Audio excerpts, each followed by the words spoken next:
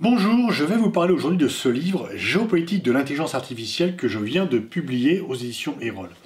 Alors, très honnêtement, l'intelligence artificielle, c'est pas mon domaine. Je n'y connaissais absolument rien, je suis pas scientifique, j'étais nul en maths, mais je me suis plongé dans ce domaine, dans ce sujet, parce que j'ai réalisé il y a déjà quand même quelques années combien il était important, combien il allait avoir des répercussions sur nos sociétés et bien sûr également sur les équilibres géopolitiques. Et donc, au fur et à mesure, je me suis documenté, j'ai un petit peu avancé et j'ai pu faire ce bouquin. Ce qui me frappe en tout premier lieu, c'est finalement l'absence de débat sérieux. Si vous regardez la plupart des débats qui sont organisés, on parle de plein de choses, mais pas beaucoup de transformations que l'intelligence artificielle va amener à nos sociétés. En 2017, est-ce que vous pensez que les différents candidats l'ont évoqué dans leur programme? Pas vraiment du tout même.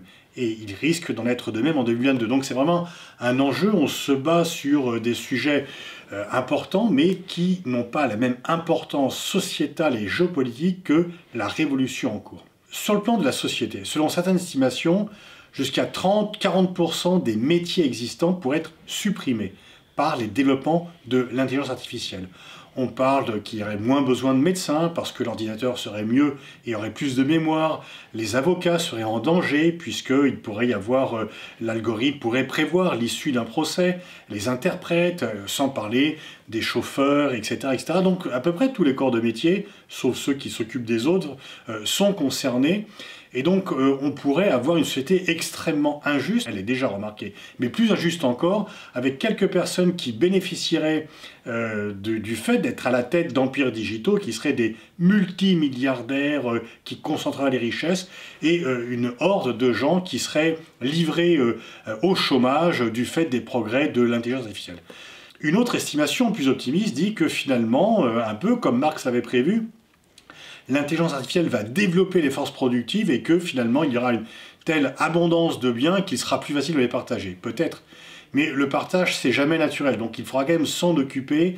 Je doute que très naturellement, ceux qui sont à la tête des empires digitaux veuillent partager avec les autres cela. Autre défi, c'est que justement, les patrons des empires digitaux viennent désormais concurrencer les États. Moi, j'ai jamais cru à la théorie de l'obsolescence des États, la fin des frontières, très en vogue il y a une trentaine d'années. Mais là, je dois admettre que le danger est plus grand.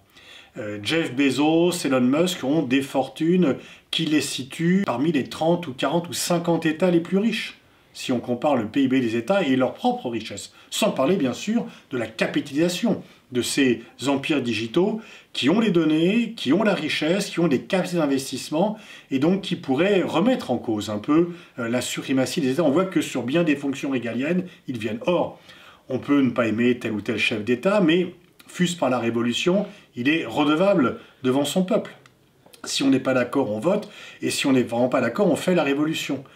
Un multimilliardaire, lui, n'a de compte à rendre à personne, et donc il y a de nouveau un danger. Alors bien sûr, on va dire, ah, ils sont généreux, ils donnent de l'argent par le biais de leur fondation à des causes humanitaires. Oui, mais ça, c'est de la charité. Ils le font parce qu'ils le veulent, et en fonction de leur propre desiderata. Et souvent d'ailleurs, ces grandes fortunes sont le fruit d'évasion fiscale. Il y a finalement un enjeu démocratique à ce qu'il y ait une régulation de ces enjeux digitaux parce que naturellement, ils n'iront pas vers le bien commun. Et puis bien sûr, le grand duel chez les États-Unis, j'en ai déjà beaucoup parlé dans mon livre sur la géopolitique du Covid-19, ce rattrapage qui s'accélère des États-Unis par la Chine, eh bien, l'intelligence artificielle, on est au cœur de la problématique. Parce que, effectivement, c'est sur l'intelligence artificielle qu'une grande partie de ce duel va se livrer.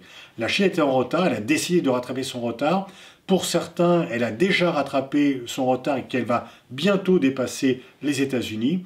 Et en tous les cas, on voit que le domaine de l'intelligence artificielle, c'est à la fois le contrôle des données, c'est la puissance, c'est bien sûr la puissance économique, mais aussi la puissance stratégique et la puissance militaire de demain. Et là-dedans, que font l'Europe, que font la France? On était en retard, très nettement. Il y a un sursaut européen, il faut s'en féliciter. Est-ce qu'il est suffisant? Le grand enjeu, c'est est-ce que l'on doit être les spectateurs passifs d'un duel entre la Chine et les États-Unis, ou est-ce que nous prenons notre destin en main?